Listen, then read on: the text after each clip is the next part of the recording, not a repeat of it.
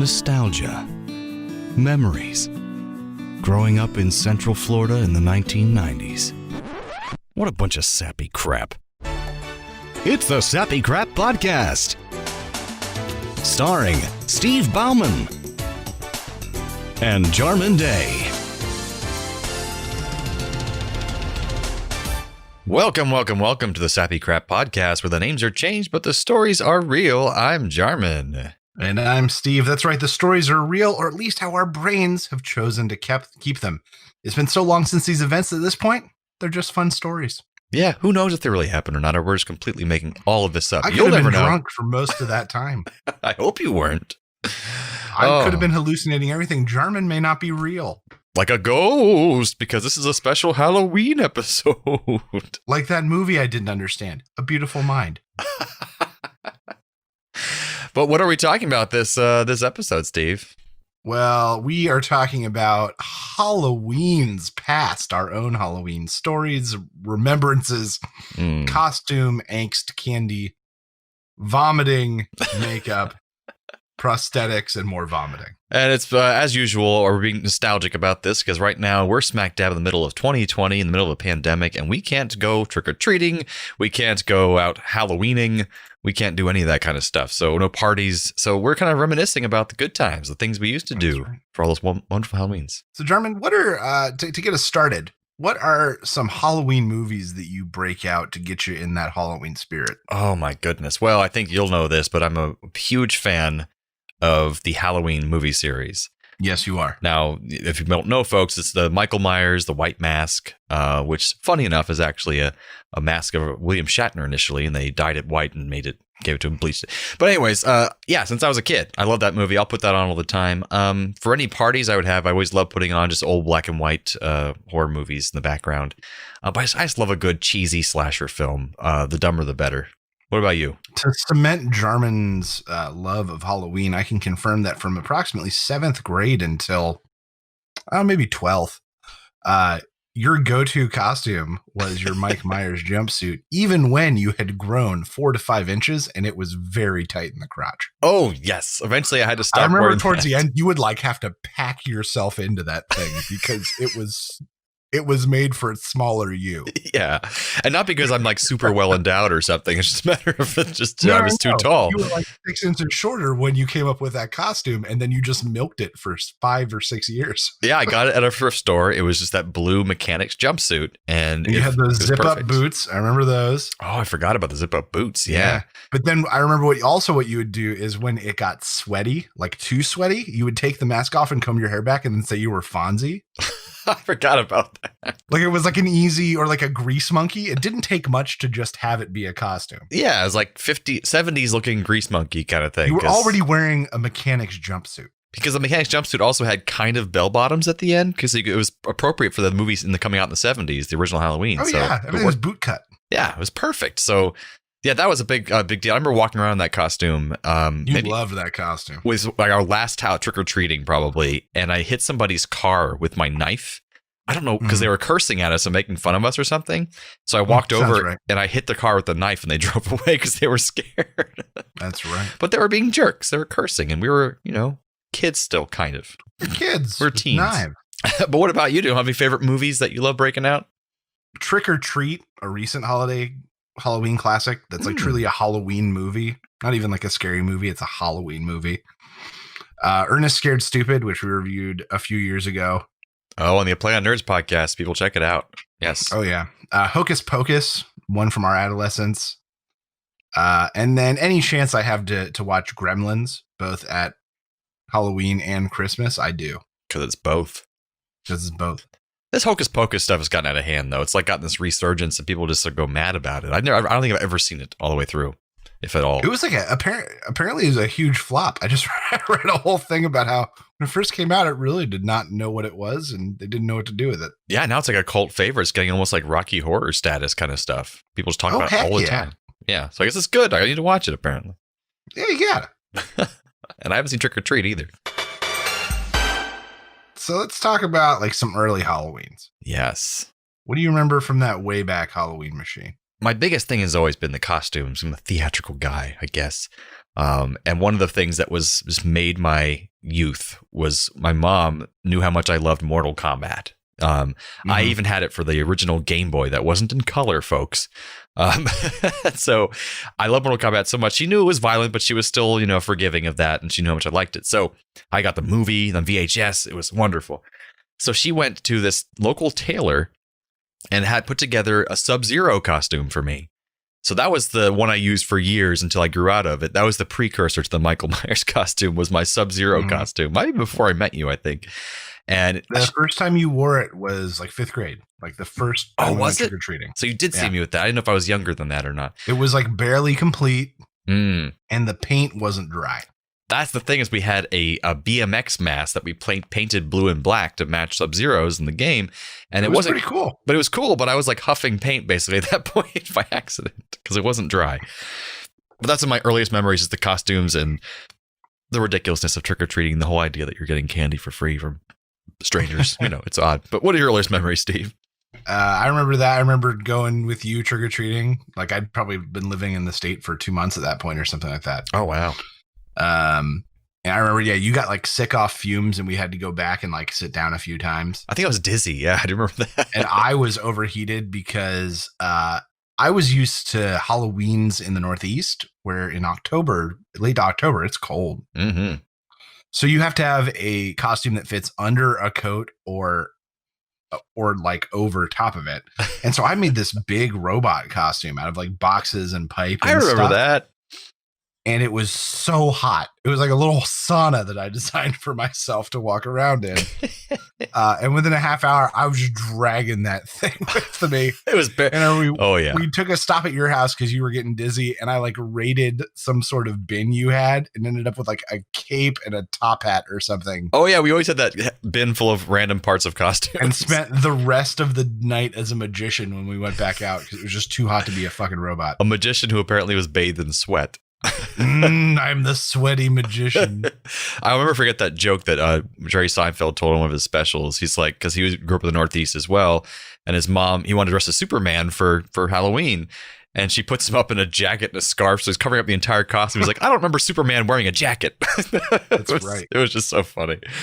But I never had to deal with that because it was always hot as hell here in Florida, so it didn't matter. My very first costume I remember was in Staten Island, New York, when we lived there when I was, I think, ages 4 to 6 or something like that. And I remember breaking into my parents that I wanted to go as a Ninja Turtle like the day before Halloween. Oh. And my dad being like real mad and putting together, like cutting out a cardboard front and back. And it was all held together by like one of his belts. And I had a Ninja Turtle mask from a prior thing. And I was a Ninja Turtle, just like that. I was a Ninja Turtle. Heck yeah. And I remember my parents being really upset. But I don't remember there being another costume. Another costume? I don't remember my plan of being a Ninja Turtle upsetting some existing plan of theirs. Oh, like they didn't have a plan in motion at all? I don't know. Like, maybe they did. And maybe that's why they were so mad. And they can tell me the awesome costume they got for me that I refused to wear. But I don't remember them having a plan. Oh, that's funny. I don't know why that reminds me of basically being so mad because I really wanted this shirt in the 90s. This is not Halloween related, but it's related. And because 90s.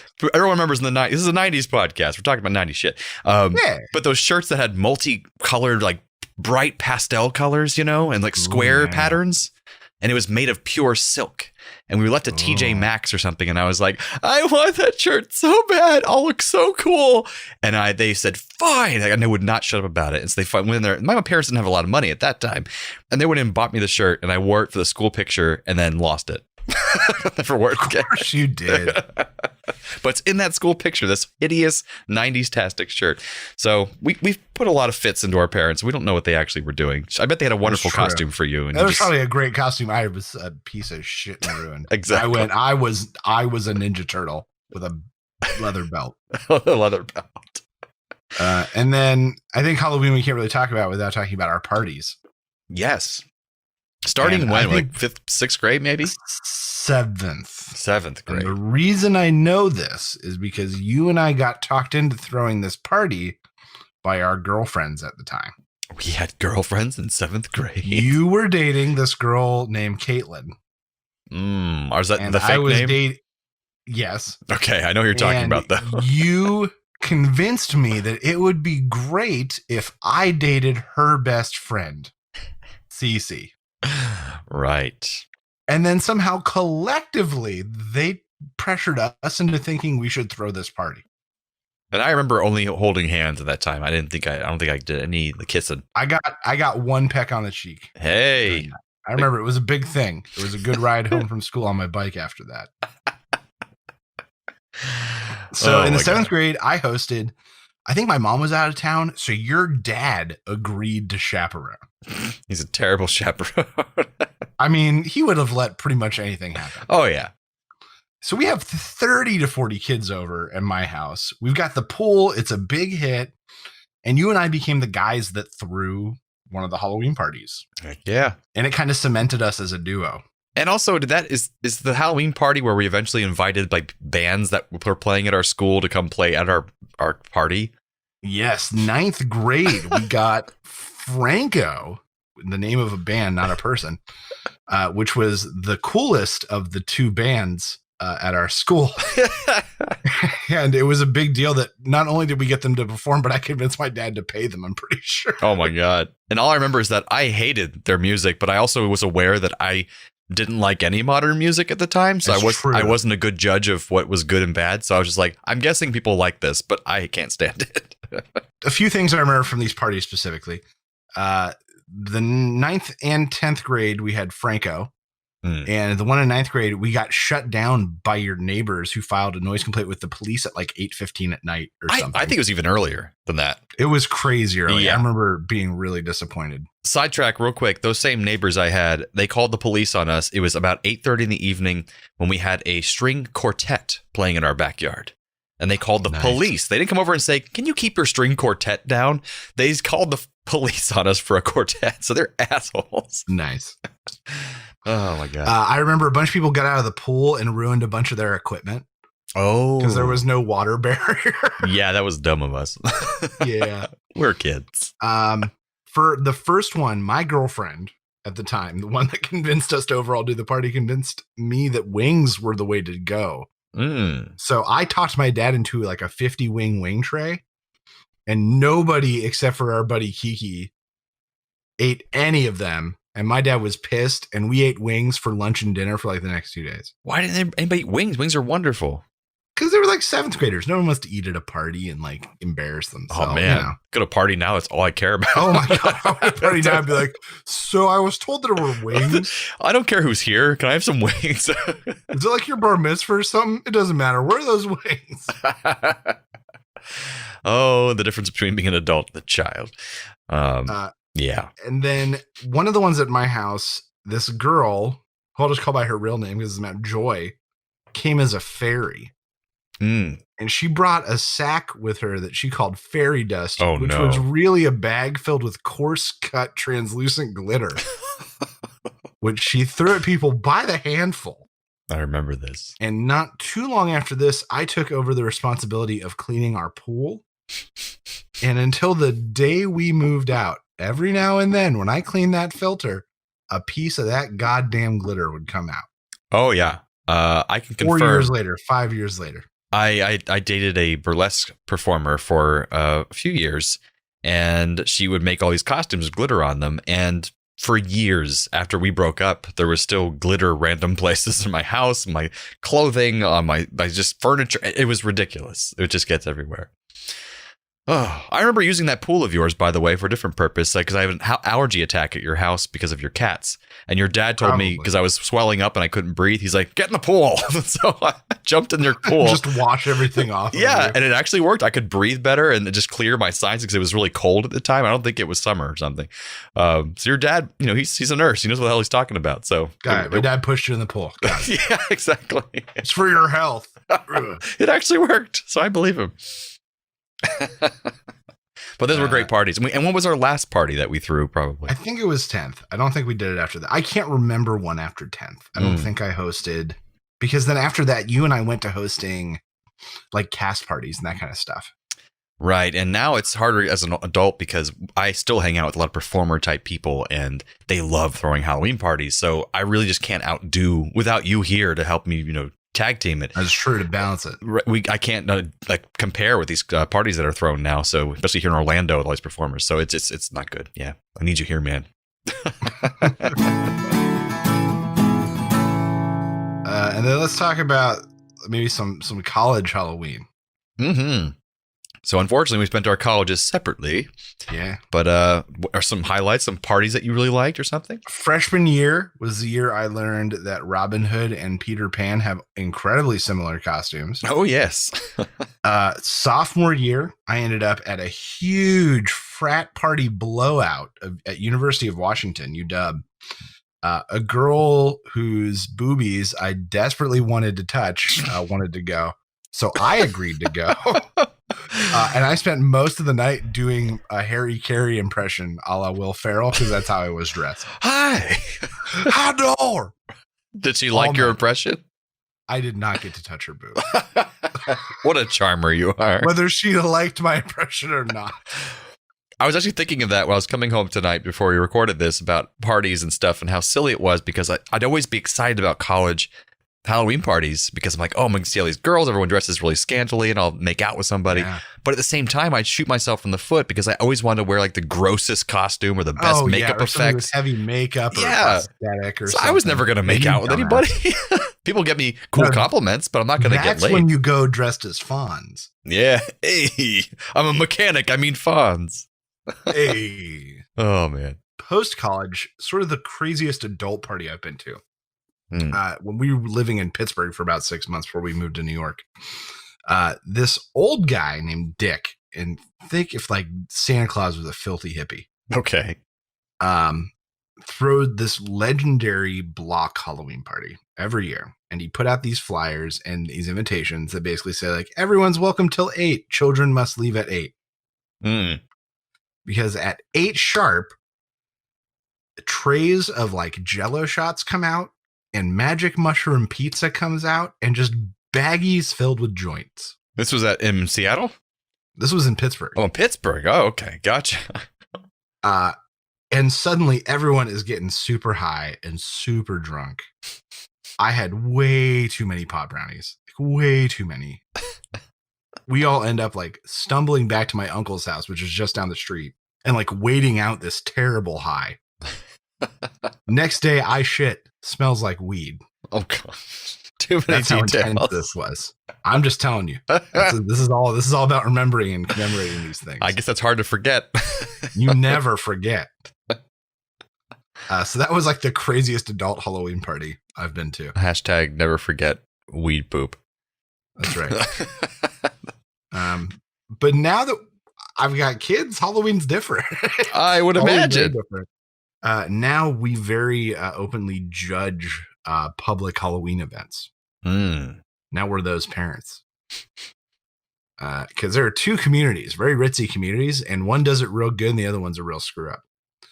There's this community called Campbell right down the road, real ritzy, nice downtown.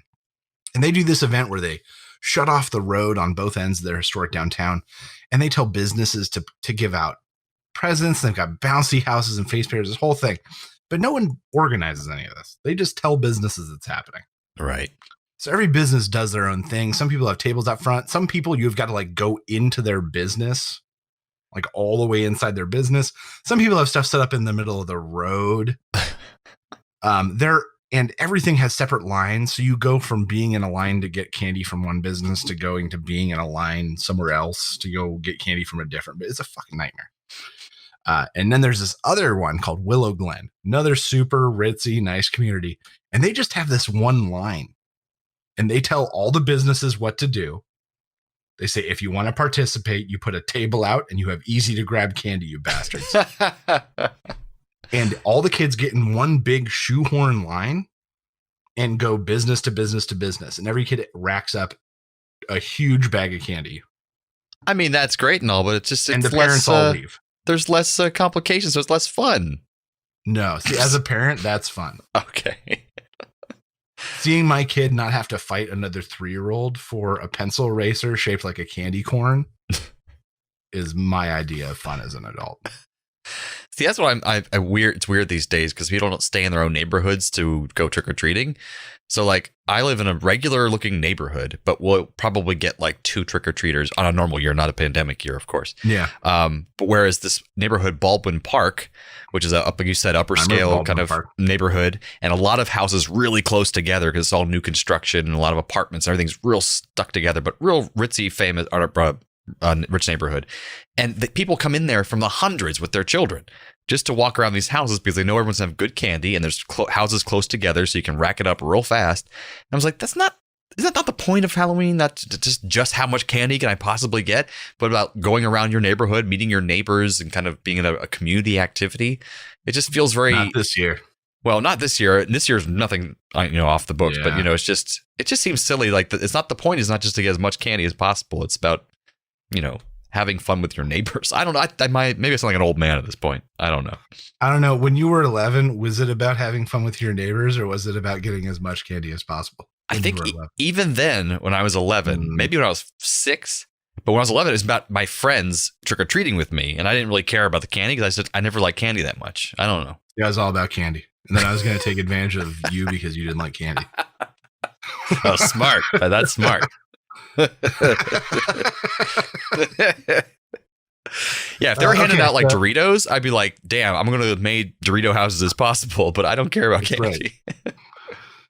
Right. We're telling Joyce that the Easter Bunny's coming twice this year, and so she's going to get a Halloween basket, and we're going to hide candy.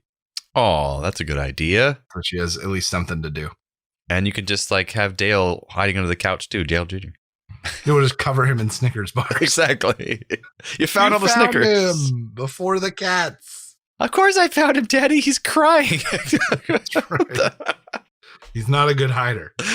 Stop crying, son. Okay, so I got a closing question here. Okay. If time, preparation, and money were no object, what is one epic costume that you would want to do? Oh, my goodness. Oh, do you have one already so I can think about mine? So I think it would be just hilarious and terrible to have one of those costumes of one of the guys from Battlefield Earth. like the full Forrest Whitaker with the space boots that are like 1.5 feet tall, like whatever the hell those guys are. Just a full, really good movie quality. Oh yeah, thousands and thousands of dollars. And confused about me for the rest of my life. People, if you don't know, Battlefield Earth, Scientology movie based off a book from L. Ron Hubbard with John Travolta. We watched it and reviewed it for our old podcast. Yes, a play on nerds. You can check that out. Ridiculous film. I think a really fun one that if I had all the money and then make it really look screen accurate would be an Andorian from Star Trek. Do you remember what Andorians are, Steve? No. They're the blue guys with antennae on their heads and white hair. I don't think we've seen them yet. Maybe we haven't. Maybe you could be right. But the cool thing is I would get the antennas like in the new movies that can move around on their own. Oh, no. We definitely have not seen these guys. I would remember this guy. Okay. They're great. They're a great new race that you'll see. That's for other show, folks, Muppet Trek, where we're watching all episodes of the original Muppet Show and the original Star Trek. So check that out, too. That's right. But anyways, yeah, I'd probably do that. It's fairly easy. I didn't go other than that, I'd want something like the Lich King, like this giant thing of armor from like big armor pieces and stuff. Yeah, like a giant sword, everything kind of glowy with red or blue for the Lich King, rather. Frostmourne hungers. Yeah, Frostmourne hungers. Yeah, that'd be fun. So there you go. So that wraps up this episode of the Sappy Crap Podcast. That's right. Join us next time when we're going to talk about school dances. Yeah. I'm calling it now. We're coming up on homecoming season, and we're going to continue the theme of talking about things that high schoolers aren't going to get a normal chance to experience this year. That's right. So thanks for joining us down this delightful stumble down memory lane. And don't forget, the good old days weren't always that good. This podcast was brought to you by A Play on Nerds.